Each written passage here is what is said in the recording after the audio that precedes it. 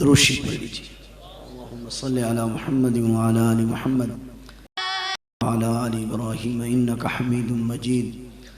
अल्लाहुम्मा बारिक अला मुहम्मद व अला आलि मुहम्मद कमा बारकता अला इब्राहीम व अला आलि इब्राहीम इन्नका हमीदुम मजीद। अल्हम्दुलिल्लाहि वहदह वस्सलातु वस्सलामु अला मन ला नबिय्य बअदह ला नबिय्य बअदहु वला मासूम बअदह अम्मा बाद फ़अऊज़ु बिल्लाहि मिनश शैतानिर रजीम बिस्मिल्लाहिर रहमानिर रहीम कुल इन कुंतुम तुहिब्बूनल्लाह फत्तबिऊनी युहब्बिबकुमुल्लाहु व यग़फिर लकुम ज़ुनूबकुम। क़ाल नबी सल्लल्लाहु तआला अलैहि वसल्लम ला युमिनु अहदुकुम हत्ता अकूना अहब्बा इलैहि मिन वालिदिही व वलदिही वन्नासि अजमईन। क़ाल नबी सल्लल्लाहु तआला अलैहि वसल्लम मन अहब्ब सुन्नती फ़क़द अहब्बनी व मन अहब्बनी कान मई फ़िल जन्नह। क़ाल नबी सल्लल्लाहु तआला अलैहि वसल्लम अलैकुम बिसुन्नती व सुन्नतिल खुलफ़ाइर राशिदीन अल महदिय्यीन अज़्ज़ु अलैहा बिन नवाजिज़। सदक़ल्लाहु व सदक़ रसूलुहुन नबियुल करीम व नहनु अला ज़ालिका लमिनश शाहिदीन वश्शाकिरीन वल्हम्दुलिल्लाहि रब्बिल आलमीन। मोहब्बत क्या है? दिल का दर्द से मामूर हो जाना। मोहब्बत क्या है? दिल का दर्द से मामूर हो जाना। मताए जां किसी पर वार कर मजबूर हो जाना। किसी को दिल में बसा लेना बस ये दिल ही का कलेजा है, वरना पहाड़ों को तो आता है जल के तूर हो जाना। काबिल ताज़ीम व तकरीम मुअज़्ज़ज़ उलमाए किराम और मुअज़्ज़ज़ हाज़रीन मजलिस, रात का काफ़ी वक्त गुज़र चुका। बड़े अज़ीम ख़तीब, बड़े बाप के बड़े बेटे और बड़े अज़ीम नात ख़ान तशरीफ़ लाने वाले हैं, और मुझे तो कोई खिताबत का फ़न नहीं आता। मैंने 3 मसले अर्ज़ करने हैं। आपने तवज्जो से थोड़ी देर बैठना है। मेरा वादा है आपका ज़्यादा वक़्त नहीं लूँगा, मगर आप बहुत तवज्जो फरमाएंगे। पहली बात यह है कि उम्मत मुस्लिमा के हर फ़र्द पर नबी करीम सल्लल्लाहु अलैहि वसल्लम की मोहब्बत अपनी औलाद, अपने वालिदैन और दुनिया की हर चीज़ से अहम फ़र्ज़ है। क़यामत के दिन अगर आमाल में कमी हुई, मैं बहुत तवज्जो चाहूँगा, ज़रा अपना जलसा बंद कर दें भाई, अपनी गुफ्तगू बंद कर दें ऊपर वाले हजरात, वरना पीछे चले जाएं खेलें जाकर। मैं अर्ज़ कर रहा हूँ, अगर क़यामत के दिन आमाल में कमी हुई, नमाज, रोज़ा, हज, ज़कात में कमी हुई, तो निजात की उम्मीद है कि अल्लाह जल्ला शानहू करम का मामला फरमाएं और ये फरमा दें कि मैंने बख्श दिया, चले जाओ। लेकिन अगर मोहब्बत रसूल सल्लल्लाहु अलैहि वसल्लम में कमी हुई तो निजात की उम्मीद नहीं है। बहुत तवज्जो से बात समझेंगे। हज़रत मौलाना यूसुफ बिन नूरी रहमतुल्लाह अलैह लिखते हैं कि अगर आमाल में कमी हुई तो मोहब्बत रसूल से उसको पूरा किया जाएगा, और अगर मोहब्बत रसूल सल्लल्लाहु अलैहि वसल्लम में कमी हुई तो क़यामत के दिन कोई चीज़ ऐसी नहीं होगी जिससे उसको पूरा किया जा सके। नबी करीम सल्लल्लाहु अलैहि वसल्लम की मोहब्बत उम्मती पर फ़र्ज़ है। मोहब्बत के लिए दुनिया में 3 असबाब होते हैं। बाज़ औक़ात इंसान किसी से मोहब्बत करता है उसके कमालात की वजह से। एक शायर आया, उसने अशआर पढ़े, शेर लिखना शेर कहना उसका कमाल है। मुझे और आपको उससे बात करने को दिल चाह रहा है, उसको देखने को दिल चाह रहा है, उसके उस फन और कमाल की वजह से। बाज़ औक़ात इंसान मोहब्बत करता है हुस्न और जमाल की वजह से। ज़ुलेखा सैयदना यूसुफ अलैहिस्सलातु वस्सलाम की गर्विदा हुई हज़रत यूसुफ अलैहिस्सलाम के हुस्न और जमाल की वजह से। और बाज़ औक़ात इंसान मोहब्बत करता है एहसान की वजह से। किसी शख्स ने मुश्किल वक्त में मेरा साथ दे दिया, मुश्किल वक्त में मेरे काम आ गया। अब जब भी कभी वो शख्स मुझे मिलेगा तो कहते हैं अल आब्दु इंसान अब्दुल एहसान, अल इंसान अब्दुल एहसान, इंसान एहसान का बंदा होता है। तो नजरें झुक जाएंगी। तो एहसान की वजह से मोहब्बत होती है।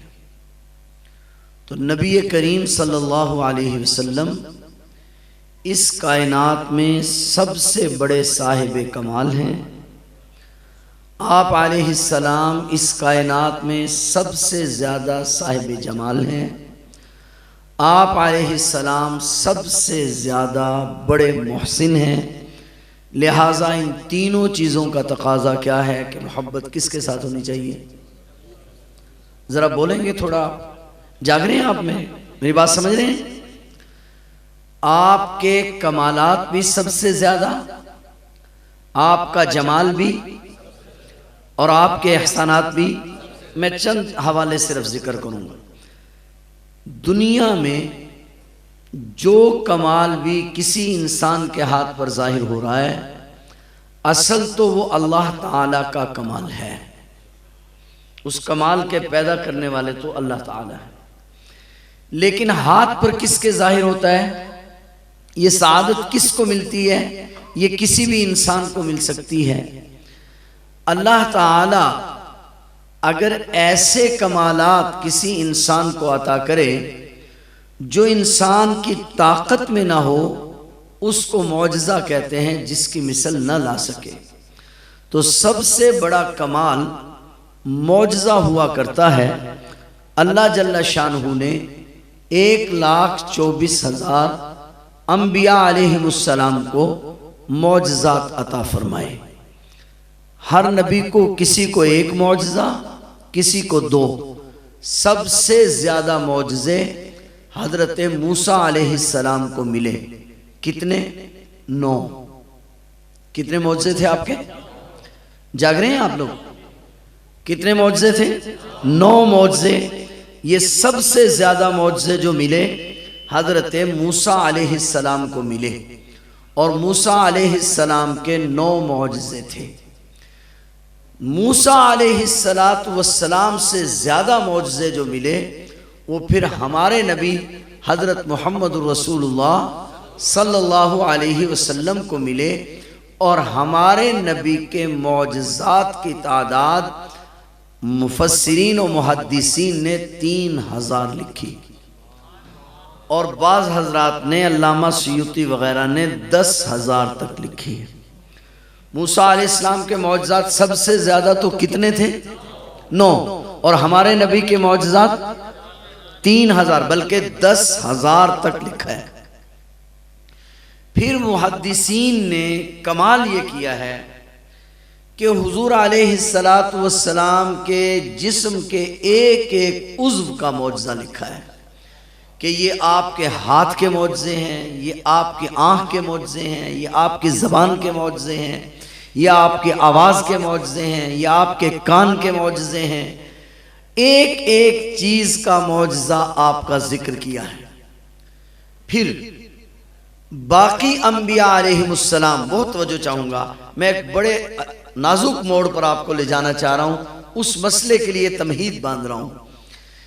फिर बाकी सब अंबिया अलैहिमुस्सलाम को जो मौजज़े मिले उनमें दो बातें थी।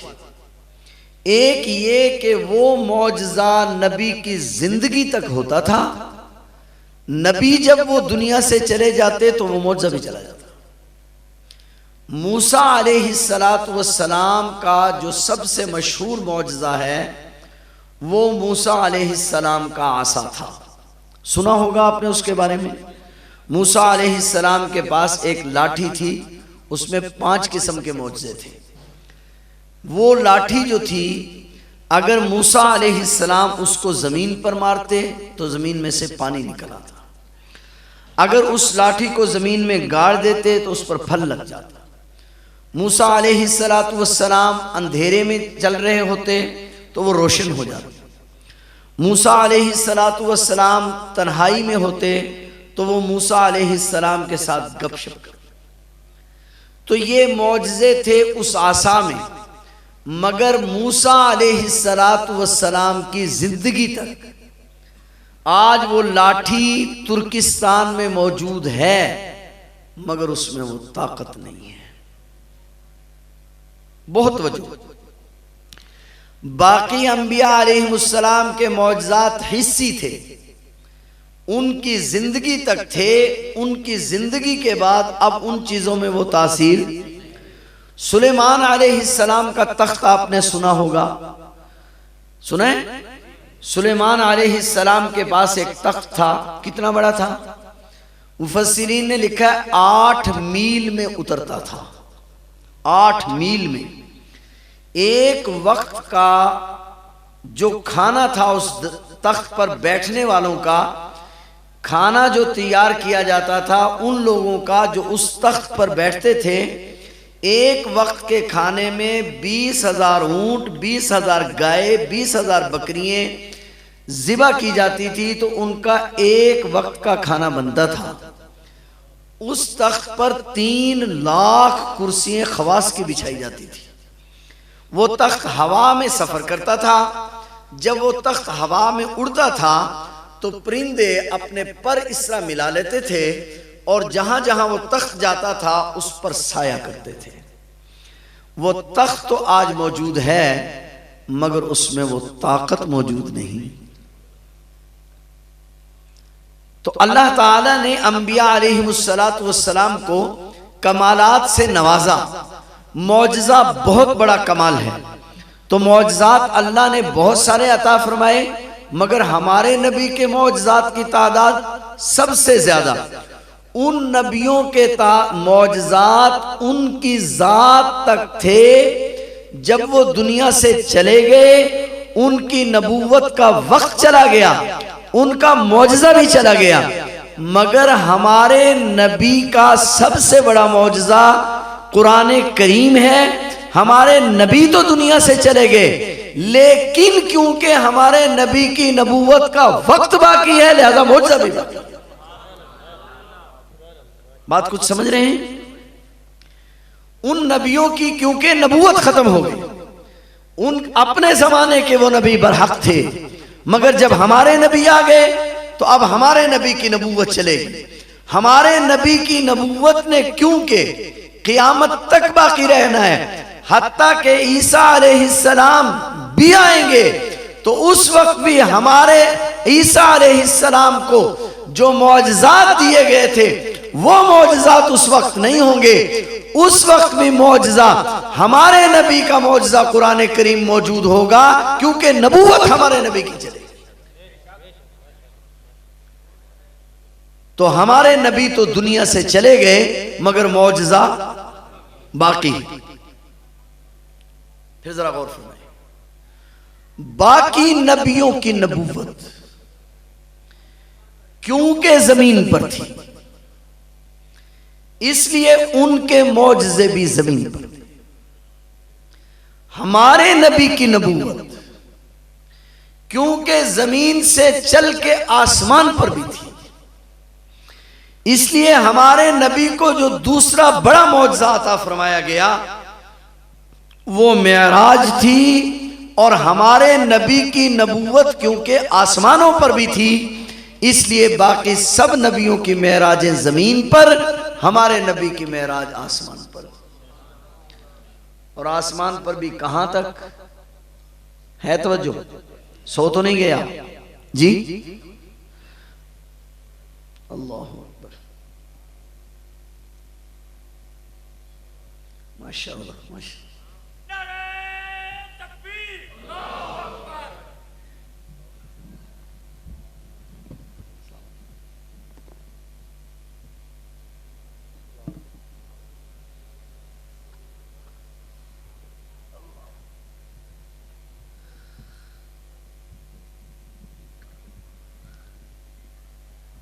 हजरत तशरीफ ले आए हैं, मैं जरा सुकेड़ता हूं थोड़ा सा,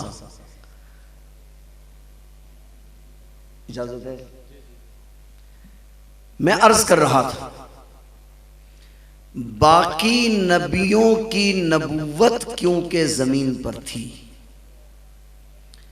इसलिए उनके जो मौजज़ात थे वो जमीन तक थे। हमारे नबी की नबूवत क्योंकि जमीन से बढ़कर आसमान पर भी थी, बल्कि उलमा ने एक अजीब बात लिखी, आलम तीन है। ये जिस जहान में, जहां इसको आलम कहते हैं, आलम दुनिया, जिस जहान में हम बैठे हैं इसको आलम नासूत कहते हैं। पहले आसमान तक ये आलम नासूत है। पहले आसमान से ऊपर आलम मलाकूत है जहां फरिश्ते रहते हैं। अगरचे फरिश्ते जमीन पे जाते हैं मगर असल जहान उनका आलम मलाकूत है। आलम मलाकूत है पहले आसमान से लेकर सिदरतुल मुंतहा। मुंतहा इसको इसलिए कहते हैं कि वहां मखलूकात की इंतहा हो जाती है। तो आलम मलाकूत तक, आलम मलाकूत पहले आसमान से लेकर सिदरतुल मुंतहा तक। फिर सिदरतुल मुंतहा से ऊपर है आलम लाहूत। अब इस पर बहस है कि हुजूर अलैहिस्सलातु वस्सलाम की नबूवत आलम मलाकूत की इंतहा तक है, कहा नहीं। अगर आलम मलाकूत की इंतहा तक होती तो आपकी मेराज भी यहीं तक होती। यहां तो जिब्राइल ठहर गए और हुजूर आगे चले गए, तो आलम मलाकूत से आगे है आलम लाहूत। तो अब देखिए हमारे नबी की नबूवत क्योंकि सिर्फ इस जहान पर नहीं, मैं बात करना चाह रहा था, बड़ी अजीब बात है कि ये दुनिया, इस वक्त दुनिया बहुत तरक्की पर जा रही है। कहते हैं ये दुनिया तरक्की करते करते मुफस्सिरीन ने लिखा है इतनी ऊपर चली जाएगी कि पहले आसमान तक पहुंच जाएगी। और दुनिया जिस दिन पहले आसमान पर पहुंच जाएगी ना, उस दिन क़यामत आ जाएगी। और मौजज़ा कहते हैं उसको जिसकी मिसल कोई ला ना सके। अब पहले आसमान तक तो लोग चले जाएंगे, मौजज़ा तो वो होता है जो उससे ऊपर जाए। इसलिए हमारे नबी की जो मेराज थी, अल्लाह ने आलम नासूत से उठाया, आलम मलाकूत में ले गए, फिर आलम मलाकूत से उठाया, आलम लाहूत में ले गए कि जहां जहां तक रब की खुदाई है वहां वहां तक हमारे नबी की नबूवत है। कुछ बात समझ रहे हैं आप मेरी? मैं आदत, मेरे मोहसिन भी हैं और मेरे बड़े भी, मैं उनकी मौजूदगी में ज्यादा, लेकिन मैंने एक बात छेड़ ली, मैं बस उसको चंद मिनटों में मुकम्मल कर दूं। तो मैं अर्ज कर रहा था मोहब्बत का एक सबब कमाल होता है जो सबसे ज्यादा अल्लाह ताला ने हमारे पैगंबर को अता फरमाया। मोहब्बत का दूसरा सबब जमाल होता है। आपने बारहा बात सुनी होगी, मुहद्दिसीन ने लिखा है कि अल्लाह जल्ला शानहू ने जब कायनात को जमाल हुस्न देना चाहा तो इसके अल्लाह ताला ने 10 हिस्से किए। फिर जो 10वां हिस्सा था उसके अल्लाह ताला ने 2 हिस्से किए। आधा हिस्सा अल्लाह जल्ला शानहू ने कुल कायनात को अता किया और 10वें का आधा हिस्सा हजरत यूसुफ अलैहिस्सलाम को अता किया और 9 हिस्से इमामुल अंबिया हजरत मोहम्मद रसूलुल्लाह सल्लल्लाहु अलैहि वसल्लम को अता किए। तो आप अलैहिस्सलातु वस्सलाम का जमाल भी सबसे आला। तीसरी चीज है एहसान। एहसान कई किस्म के होते हैं। एहसान को अगर बयान करने लगूं तो बात बहुत लंबी हो जाएगी। सिर्फ एक जुमले में बात समझें कि एहसानात तो सबके हैं, मगर वालिदैन का एहसान दुनिया तक, किसी का एहसान अगली गली तक, ये सब एहसान महदूद हैं। मगर हमारे नबी के जो एहसानात हैं उनका आगाज आलम अरवाह से हुआ है।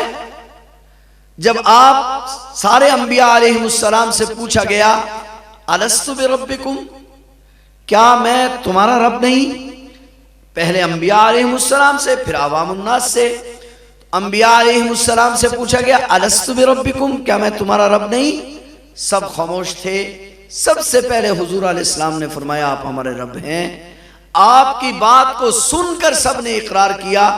मुहद्दिसीन ने लिखा है हुजूर का ये अंबिया पर पहला एहसान था। और अंबिया अलैहिमुस्सलाम को सुनकर बाकी लोगों ने कहा तो ये एहसान था सबसे पहले हुजूर अलैहिस्सलाम का। और कहां तक ये एहसान जारी रहेगा? बस एक हदीस में आता है, एक सहाबी रज़ी अल्लाह ताला अन्हु हाजिर हुए, अर्ज की या रसूलुल्लाह सल्लल्लाहु अलैहि वसल्लम, अगर क़यामत के दिन में आपको तलाश करना चाहूं तो कहां तलाश करूं? हुजूर अलैहिस्सलातु वस्सलाम ने फरमाया मैं कोई एक जगह हूंगा जहां तुम मुझे तलाश करोगे। या रसूलुल्लाह सल्लम आप फरमाइए मैं आपको कहां पा सकता हूं? आप अलैहिस्सलातु वस्सलाम ने फरमाया मैं हौज़े कौसर पर हूंगा, मेरे उम्मती आएंगे और मैं जाम भर भर के दूंगा और उनको पिलाऊंगा। और मैं जब वहां जाम दे रहा हूंगा तो अचानक मेरे पास जिब्राइल आएंगे और जिब्राइल आकर कहेंगे आका आपके जो उम्मती हैं मेज़ान पर परेशान हैं, मैं वहां से मेज़ान पर चला जाऊंगा। जब मैं वहां पहुंचूंगा, अभी मैं थोड़ी देर मुझे वहां गुजरेगी तो मेरे पास फिर जिब्राइल आएंगे और जिब्राइल आकर कहेंगे या रसूलुल्लाह सल्लल्लाहु अलैहि वसल्लम आपके जो उम्मती हैं वो पुलसरात पर परेशान है, मैं वहां से पुलसरात पर आ जाऊंगा। फरमाया मुझे इन 3 जगहों पर तलाश करना और मुझे खुदावंद किबरियाई की कसम है जब तक मेरे एक एक उम्मती का हिसाब नहीं हो जाएगा मैं इन 3 जगहों पर मौजूद रहूंगा। यानी मैं आता जाता रहूंगा। तो हुजूर अलैहिस्सलातु वस्सलाम के एहसानात आखिर तक जारी रहेंगे, हत्ता के जन्नत में भी हुजूर के एहसान रहेंगे। तो इन सारी चीजों का तकाजा ये है कि मोहब्बत किससे होनी चाहिए? बोलिए जरा, मैंने बस जोड़ लगाना है। अब किससे होनी चाहिए? अब मोहब्बत के दावेदार हैं आप भी और मोहब्बत का दावेदार हूं मैं भी। हर नात खान, हर शायर, हर खतीब, हर मुसलमान। लेकिन क्या मोहब्बत का कोई मेयार भी है कि किसकी मोहब्बत कबूल है? दावेदार तो हर कोई होता है। मोहब्बत का कोई मेयार है, कोई पैमाना है? किसी तराजू में इसको तोला जा सकता है? तो हम में से जितने भी मोहब्बत के दावेदार हैं उन सब की मोहब्बत क़यामत के दिन पता चलेगा कितनी इखलास के साथ थी, कितनी नहीं थी, दुनिया में उसका पता। जी बहुत तवज्जो चाहूंगा, दुनिया में उसका पता। एक ही जमात है फकत दुनिया में जिस जमात की मोहब्बत की गवाही खुद अल्लाह जल्ला शानू दे चुके हैं।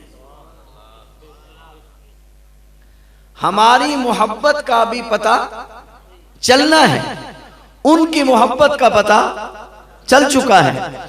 लिहाजा अब हमने जो अपनी मोहब्बत को देखना है कि मेरे अंदर मोहब्बत पाई जा रही है या नहीं पाई जा रही, तो मुझे परखने के लिए ये देखना होगा कि अगर तो मेरी मोहब्बत यानी मेरा अमल 1,24,000 या 44,000 सहाबे किराम में से किसी के नक्श कदम के साथ मिल रहा है तो वो अल्लाह के यहां काबिल कबूल है, वरना कोई काबिल कबूल नहीं है।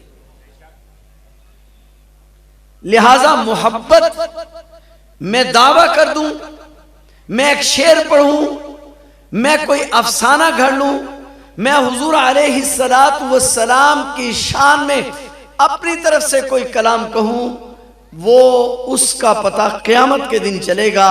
हाँ, वो अल्फाज जो अस्हाबे रसूल ने अदा कर दिए हैं, वो अमल जो अस्हाबे रसूल ने कर लिया है, वो मोहब्बत का वो अमल काबिल कबूल है और वो अल्लाह के यहाँ माना जाएगा। मेरी और आपकी मोहब्बत उस वक़्त तक नहीं मानी जा सकती जब तक कहां से ना आए। बोलो जरा, नहीं आप बोल नहीं रहे। मैं जान छोड़ूंगा तो शेख की तकरीर होगी ना। कहां से आए? बोलो ना, नहीं बोल रहे आप। कहां से आए जी? जो सहाबाए किराम रिज़वानुल्लाह ताला अन्हुम अजमाइन से आएगी वो मोहब्बत काबिल कबूल होगी, और जो सहाबाए किराम से नहीं आएगी वो मोहब्बत काबिल कबूल है।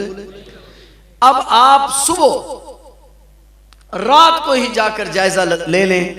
अगर मैं एक चीज को मोहब्बत कहता हूं, अगर दरे अक़दस से आई, हज़रत मुफ्ती मोहम्मद शफी साहब ने हज़रत एक अजीब बात लिखी, बहुत अजीब बात लिखा है कि हुजूर अलैहिस्सलातु वस्सलाम नबियों के खातिम हैं और नबूवत की इंतहा पर है, उसके बाद कुछ नहीं। नबूवत का कोई दर्जा, कोई शोबा बाकी बचा ही नहीं है जिसके लिए किसी और नबी को लाया जाए। अब आप नबूवत की इंतहा पर हैं। जिस तरह आप नबूवत की इंतहा पर है ना, इस तरह आप महबूबियत की भी इंतहा पर है। बहुत तवज्जो चाहूंगा, किसकी इंतहा पर है? महबूबियत की इंतहा पर है। और जिस तरह आप महबूबियत की इंतहा पर है ना, आपसे बढ़कर मोहब्बत किसी को नहीं मिल सकती, इस तरह सहाबाए किराम मोहब्बत की इंतहा पर है। सहाबाए किराम मोहब्बत की इंतहा पर है, लिहाजा सहाबाए किराम से बढ़कर मोहब्बत किसी में नहीं हो सकती। अगर कोई दावा कर रहा है तो जिस तरह हुजूर अलैहिस्सलातु वस्सलाम के बाद दावा नबूवत गलत है, सहाबी की मोहब्बत से बढ़कर मोहब्बत का दावा भी गलत है। इसके अल्लाह के हाथ कोई काबिल। समझ रहे हैं बात की नहीं समझ रहे? बस आखिरी बात, आजकल हज़रत शेख बैठे हैं, इनकी मौजूदगी में कह रहा हूँ, और काबिल उलमा बैठे हैं, मेरे तलबा बैठे हैं अजीज, उनकी मौजूदगी में एक बात कहना चाह रहा हूँ और बड़ी अहम बात है। इस वक्त ये जो दौर जा रहा है ना, ये स्कॉलरों का दौर है। किन का दौर है? शेख इजाजत है, बड़ा अजीब जुमला कहने चला। किन का दौर है? आज मेरा नौजवान किसी आलिम की तकरीर सुनने की बजाय स्कॉलर को सुनना पसंद करता है, उससे मसला पूछना पसंद करता है। और आज एक बाकायदा तबका है जो उम्मत को उलमा से काटकर उनके साथ जोड़ना चाहता है। हमारे हज़रत मौलाना ज़ाहिद महमूद कासमी साहिब दामत बरकातुहुम खत्म नबूवत के महाज पर काम कर रहे हैं। इनके वालिद गिरामी खतीबे इस्लाम हज़रत मौलाना ज़ियाउल कासमी साहिब रहिमहुल्लाह ताला हमारे उस्ताद भी हैं। उन्होंने एक ज़माना ख़त्म नबूवत और अज़मत सहाबा पर काम किया है, और इस मसले का सबसे ज़्यादा सामना उन लोगों को है जो ख़त्म नबूवत के महाज पर काम कर रहे हैं। बहुत तवज्जो से मेरी बात समझें कि एक आदमी है मिर्जा गुलाम कादियानी, जिसका बचपन, लड़कपन, जवानी, बुढ़ापा कोई चीज भी काबिले तकलीद, ये तो बहुत बड़ा जुमला है, काबिले जिक्र भी नहीं। ठीक कह रहा हूं, काबिले तकलीद ये तो बहुत बड़ा जुमला है, काबिले जिक्र भी नहीं। मगर फिर इसके बावजूद लोग उस तरफ जा रहे हैं, इत्तलात मिल रही हैं। इसी तरह दुश्मनाने अस्हाबे रसूल का मजहब अगर कोई शख्स आप में से मुताला कर ले, मैं अल्लाह की कसम उठाकर कहता हूं, जमाना तालिब इल्मी की बात है। खिलाफत राशिदा जंतरी छपा करती थी हजरत बड़े हजरत के जमाने में, मैं राबिया पढ़ता था, उसमें अकायद भी छपा करते थे इन हजरात के। एक दिन मैं उसको पढ़ रहा था, पहली मर्तबा जिंदगी में ऐसे अकायद पढ़े और मुझे क्या, इतना गलीज मजहब, मगर लोग फिर उसकी तरफ क्यों चले जाते हैं? मेरा सवाल समझ में आ रहा है? मिर्जा गुलाम कादियानी इतना निचले दर्जे का इंसान है कि उसकी जिंदगी का बचपन, उसकी जवानी, उसका बुढ़ापा, उसका जिक्र करते हुए भी शर्म आती। दूसरी चीज रवाफिज का मजहब, किताबों को पढ़ो, अल्लाह की कसम इतनी गिलाजत है, मस्जिद में बैठकर कह रहा हूं, क्या आ जाती है। फिर लोग उनकी तरफ क्यों चले जाते हैं? बहुत तवज्जो से बात सुनिएगा, मैं बड़ा कीमती जुमला कहना चाह रहा हूं। डायरेक्ट कोई आदमी उधर नहीं जाता। पहले एक लॉबी है यहूद व नसारा की, जो हमारे यहां electronic media, social media, print media पर मौजूद है, जो लोगों को उलमा से निकालकर स्कॉलरों के साथ जोड़ती है, उलमा से उनका रिश्ता तोड़ती है, उलमा से रिश्ता तोड़कर खुद समझने, खुद दीन को समझो, खुद कुरान को समझो, और उन्वान यह है कि मौलवी कोई ठेकेदार है। लिहाजा नतीजा यह होता है कि जब आप अपने उलमा से कट जाते हैं तो गोया कि आप एक तसलसल से कट जाते हैं। फिर इस किस्म के गुमराह लोग मुझे और आपको गुमराह कर लेते हैं, क्योंकि जो बकरी रेवड़ से निकल जाती है वो भेड़िए का शिकार हो जाती है। लिहाजा जिंदगी का पता नहीं। मैं एक बात यह करना चाहूंगा कि अपने उलमा के साथ लगे रहिए, अपने अकाबिरीन के साथ वाबस्ता रहिए। पैवस्ता रहे शजर से और उम्मीदें बाहर रख। मुमकिन है आप लोगों को इस बात पर गुस्सा आ रहा हो, कुछ लोगों की तबा पर यह बात गिरा गुजर रही हो। आज जावेद अहमद गामदी, आज मोहम्मद अली मिर्जा, ये उन्हीं यहूद और नसारा के बाद तनख्वाह मुजारे हैं, याद रखना। मैं बहुत जिम्मेदारी से बात कर रहा हूं। ये जुमला बड़ा आसान है कि मौलवी ठेकेदार है, ठेकेदार तो बना बैठा है, मैं मसला किसी और को बतलाने नहीं देता। मौलवी ने ठेका लिया हुआ है, वो कहता है मसले पर मेरा कब्जा है, तो क्या ख्याल है मौलवी ठेकेदार है या नहीं? यार आप सो रहे हैं, बस मेरी तकरीर खत्म, आखिरी बात कर रहा हूं। मौलवी ठेकेदार है, मसला बड़ा संगीन है। ये कहता है मौलवी ठेकेदार है, मैं हजरत की मौजूदगी में कह रहा हूं। ठेकेदारी का मतलब यह है कि अगर होता मौलवी ठेकेदार, मौलवी होता काबिज, तो कब्जे का माना यह है कि जब मैं किसी चीज पर कब्जा कर लेता हूं फिर मैं किसी और को अंदर आने देता हूं जी। मौलवी अगर होता कब्जा करने वाला तो फिर मौलवी किसी गरीब के बच्चे को मौलवी ना बनने देता। मौलवी होता कब्जा करने वाला, फिर किसी स्कूल के बच्चे को मौलवी ना बनने देता, स्कूल से आने वाले को। मौलवी की तो सूरत हाल ये है कि मस्जिद में आता है और मदरसा बनाने का ऐलान कर देता है और कहता है कोई फीस नहीं है, कोई किसी चीज का मुतालबा नहीं है, बस आप बच्चे को पढ़ने के लिए भेजो।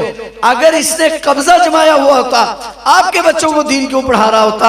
हर साल 80,000 बच्चों को कुरान करीम पढ़ा रहा है। अगर इसका कब्जा होता, आपके बच्चों को कुरान क्यों पढ़ाता? इसका मतलब इसका कब्जा नहीं है। कब्जा असल में डॉक्टर, इंजीनियर वो ये चाहते हैं कि सारी जिंदगी पढ़ी ABC है, सारी जिंदगी पढ़ी अंग्रेजी है, सारी जिंदगी अंग्रेज की टोटी सीखी है, और फिर पढ़ने के बाद अब जब पढ़ लिया, अब मसनद पर इस पर बैठना चाहता है। मौलवी क्योंकि चौकीदार है, इसलिए वो कहता है चोर दरवाजे से नहीं आना, आना है तो थ्रू प्रॉपर चैनल आना है। बात समझ रहे? प्रोसेस के तहत आना है, डायरेक्ट। ये लड़ाई है मुल्ला की और स्कॉलर की। लिहाजा यहां तो चौकीदार ने पैरा आना है तो जो रास्ता है उससे आना होगा, और मौलवी से नफरत ही इसलिए बिठाई जा रही है। किसी कादियानी के पास बैठ जाओ, किसी स्कॉलर के पास बैठ जाओ, क्योंकि चोर हमेशा चौकीदार से डरता है, इसलिए इसकी नफरत बिठाई जा रही है। मैं ये बात इसलिए कह रहा हूं कि वक्त है, अगर हमने अपने अकाबिर उलमा का दामन छोड़ दिया तो अल्लाह की कसम हम हिदायत से निकल जाएंगे। ये जो जलसे कराए जाते हैं, इसका मकसद भी यही होता है कि आप अपने अकाबिरीन से मुतारफ हों, उन लोगों को सुने, उनकी मजलिस में बैठें। साल 2 साल के बाद कभी जलसा आता है, उसमें मोहब्बत से शरीक हों। ये चंद मुट्ठी भर लोग हैं और सिर्फ बर्रे सगीर में बाकी बच गए हैं। मैं बड़ी जिम्मेदारी से बात कर रहा हूं, सलाम पेश करता हूं इन मुल्लाओं को। हाँ, मैं लफ्ज मुल्ला जान के बोल रहा हूं, सलाम पेश करता हूं मैं इन मुल्लाओं को। कोरोना वायरस आया, पूरी दुनिया के मुल्ला ने शिकस्त खाई है, सिवाय आपके पाकिस्तान के मुल्ला के। पूरी दुनिया के मुल्ला ने शिकस्त खाई है, पूरी दुनिया के मजहबी लोगों ने शिकस्त खाई है। और अगर इन स्कॉलरों का बस चलता तो इन्होंने तो पहले दिन फतवा दे दिया था कि ऑनलाइन नमाज पढ़ लो। आपका मुल्ला 5 नमाजियों के लिए खड़ा रहा, जिसका नतीजा ये निकला कि आज भी पूरी दुनिया की मसाजिद बंद हैं, हत्ता कि आपके हरमैन शरीफैन में अब इजाजत मिली है, मगर आपकी मस्जिद खुली है। ये इस मुल्ला का सदका है। लिहाजा इन लोगों को गनीमत समझो। अल्लाह जल्ला शानहू हम सब की हाजिरी को अपनी रजा के लिए कबूल फरमाए।